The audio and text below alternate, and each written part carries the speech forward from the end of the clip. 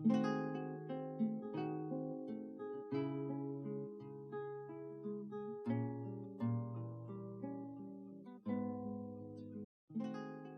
the last episode on farming, I skipped over a lot of stuff about brewing and cooking, so we're just heading back in time a little to when we built the still and the kitchen. From the main menu, it's B for build, W for workshop, L for still. We'll put that where we want it, which is about there. We'll make that out of chert. Then it's Z for kitchen. Let's move that along. We can't put workshops on top of each other, so that's the closest we could do, but I like to leave a little gap between the workshops. So we'll put that there and make it out of chert. Enter to place and enter to select the material. Bernie, I'm going to stop you from being the carpenter. I'm going to make you into our brewer and cook for the moment. Not that we're going to be doing a lot of cooking for the moment, so you'll be focused on brewing.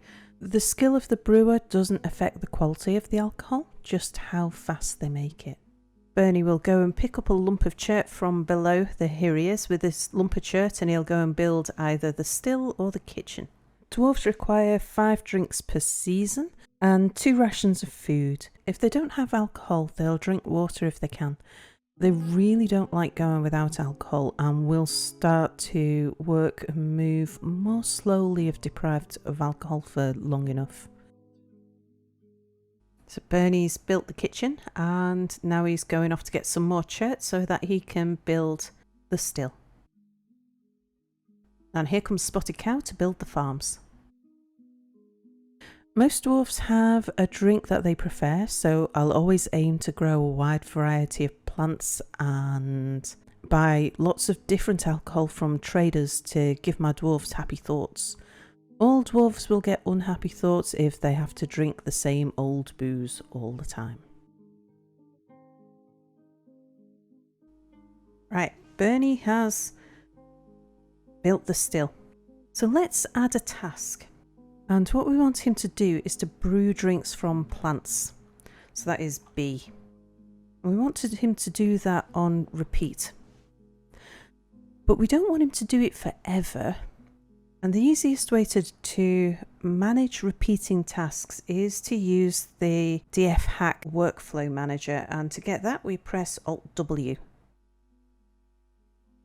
The first time, every time you boot up the game, for the first time you do Alt-W, you'll get this message. And yes, we do want to enable that plugin. So it asks us about workflow constraints. And we want to add a limit, which is Shift-A. Do we want drinks or seeds? Well, if we ask for drinks, we will get seeds anyway. So how many drinks do we want to keep in stock? Well, I think we would like to keep at least 80 in stock. 80 to 100. So we change the range with capital R. 80 to 100. It's always good to have a big stock of drinks. Just whiz over to the kitchen. The kitchen has been built. Now, do we want to start cooking things at this point? We could do. We don't need to. I'm thinking maybe not, because we want Bernie to focus on brewing drinks rather than cooking food. They're fine eating the raw food. They just prefer it to be cooked. So we'll save making any meals for now. We'll just leave them with the raw food. Now for the alcohol that we're brewing, we're going to need more barrels. So let's go to the carpenter's workshop. We've already told them to make some barrels. Let's make this a reoccurring instruction. Use the plus and minus keys to navigate. We'll go down to the bottom and we'll just cancel those bottom two. And this one, we're going to make that repeating. Alt-W for workflow. Shift-A for the constraints. We want barrel of any wood. How many empty barrels do we want in stock? We've got 3 empty barrels at the moment. At this point, I think 5 to 10 is probably fine. We don't want, I'm even wondering if that's a bit too many. But No, I think we'll keep 5 to 10. We'll want to increase that at a later point, but 5 to 10 for now. Okay, escape to come out of that menu. We'll need to increase the amount of alcohol stored massively once we get a large wave of migrants, because of an unusual thing related to the skill of the farmers. Spotted Cow's farming skill is basically nothing at the moment, but it's going to increase over time. And his skill as a grower when he plants a seed influences how many plants we get when it's harvested. At the moment, for every plump helmet spawn that Spotted Cow plants, we'll get probably 1 or 2 plump helmets back, which will be stored as a stack of 1 or 2 plump helmets in the food stockpile. Bernie will collect a stack of plump helmets and an empty barrel to brew into wine. So every plump helmet makes 5 rations of wine. So at the moment, each barrel holds 5 or 10 wine, depending on whether there was 1 or 2 plump helmets in the stack. And we've asked for 100 rations of wine, so that's about 10 barrels. And because only 1 dwarf can drink from a barrel at once, that means that at the moment 10 dwarfs can drink at once because we've got 10 barrels. As Spotted Cow's skill gets higher, he'll increase the number of plants that he harvests to 5 or 6 per seed that he plants. So when Bernie collects a stack, he'll fit more alcohol in 1 barrel, up to 30 drinks in a barrel. If we've asked for 100 drinks, that's only 4 barrels, meaning that only 4 dwarves can drink at once. If we get a big migrant wave of 20 or more, then there's a good chance that at least half of them are going to want to drink at the same time at first. If we don't have enough individual barrels for the dwarfs to drink from, the rest will go and try and find water somewhere. The only way to fix this is to increase the number of barrels stored, which means increasing the number of drinks that you ask for. Once the fortress is well set up, I'll increase the workflow to 300 to 600 drinks, meaning that we'll always have 10 to 20 individual barrels of booze. Oh, did you notice Spotted Cow just went to the still to get seeds? So the plump helmets that we've been brewing into plump helmet wine, we've been getting plump helmet spawn from those plump helmets. So Spotted Cow now only has to go to the still to get the plump helmets. Oh, and that blue flashy downward arrow tells us that Alfie is thirsty, so he's off to go and get himself a drink. And a downward brown arrow means that a dwarf is hungry. Although the skill of the brewer doesn't affect the quality of the alcohol, there is a sort of value associated with the ingredients that make the alcohol, and you can see the values by going to the Dwarf Fortress wiki and just searching on alcohol. You'll find this table under alcohol. There are 2 particular outdoor plants, sunberries and whipvine, which make sunshine and whip wine, and these drinks are deemed to be better quality by the dwarves. Conversely, we have a look. There are some drinks that are not considered to be as good, unless the dwarf has a particular preference for them. But almost everything has the same value to the dwarfs.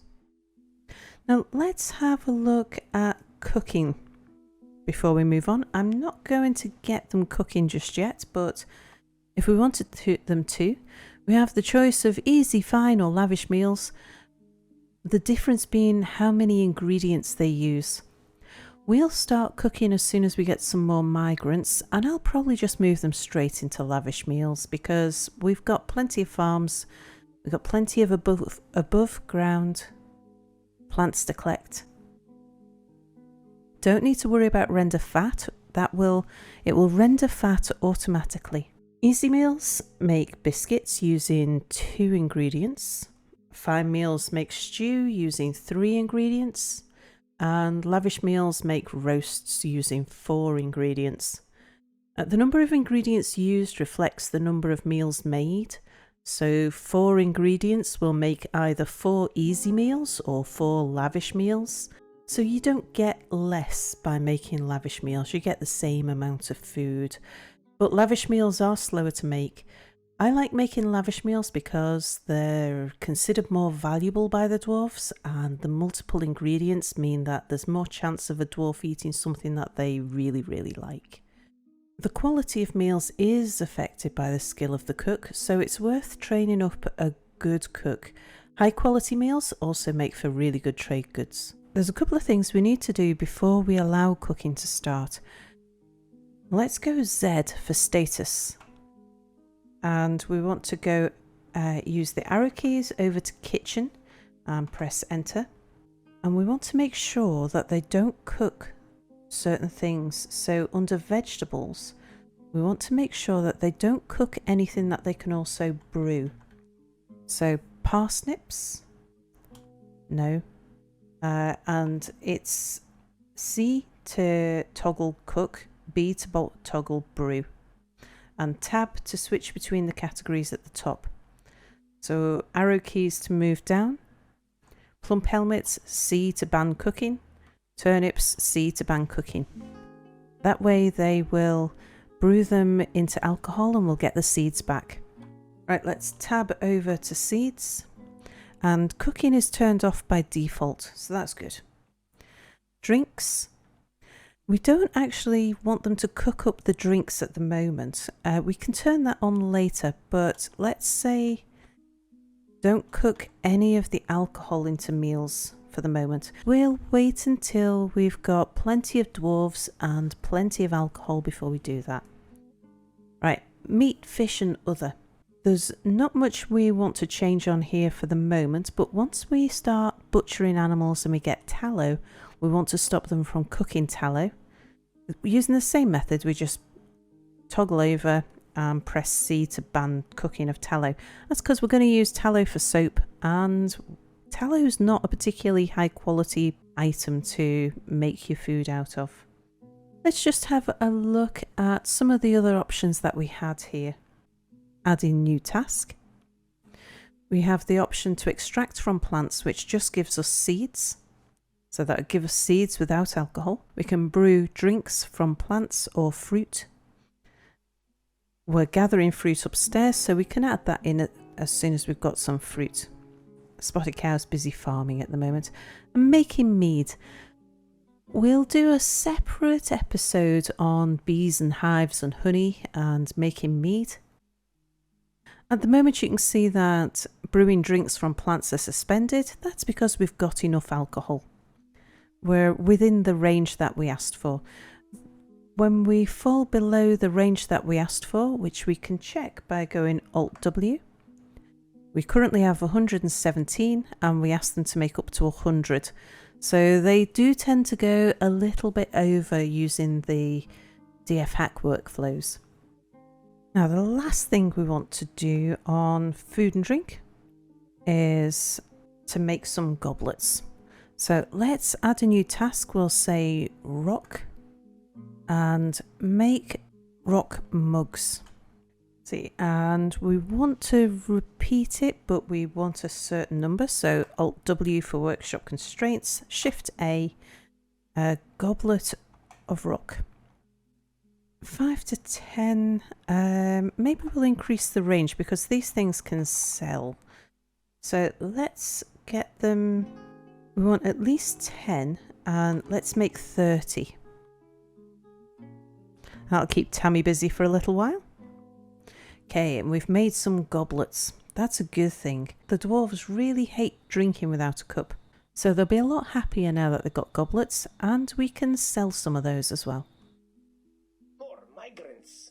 Now we've got some more migrants. We'd like to start cooking some food. So let's make some lavish meals. And we would like that to be on repeat.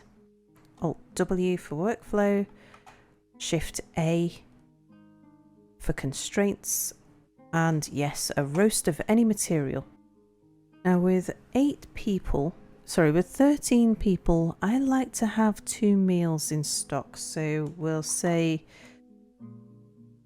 we'll go 13 to 26. Now that'll keep Bernie busy. There's one thing that's not terribly efficient about this, and that is that the dwarfs are going upstairs to collect a goblet. So what we can do then is put in another stockpile. So it's pause and then P for stockpiles. And where should we do this? Let's put the stockpile from here to here. I've used animals so that they're not used in any bins or barrels. And now I'm going to escape and click back in. S to change the settings. I'm going to disable animals. Then arrow keys down to finished goods. E to enable finished goods. And then we'll go over to type. What we're going to do is forbid finished goods. And then arrow over and down to goblets and enable goblets. So that means that only the thing of type goblets will be allowed there. Now we still need to permit any material and any quality. Otherwise they won't move any goblets over there. And so we'll store some goblets down there. Then the dwarves won't have to walk all the way up to the surface to collect a goblet to go and get a drink from the food stockpile. This is all temporary arrangements. It's just a little less temporary than the temporary arrangements that we already have. So let's go up to the surface to our temporary stockpile up here. And here we'll change the settings. We'll go down to finished goods and we'll just ban goblets. So by highlight goblets and pressing enter removes goblets from the allowable stuff in that stockpile. Unpause and we'll see eventually that some of the dwarves will come and collect the goblets and take those down as well. Well, thank you for watching. I hope you're finding this series useful.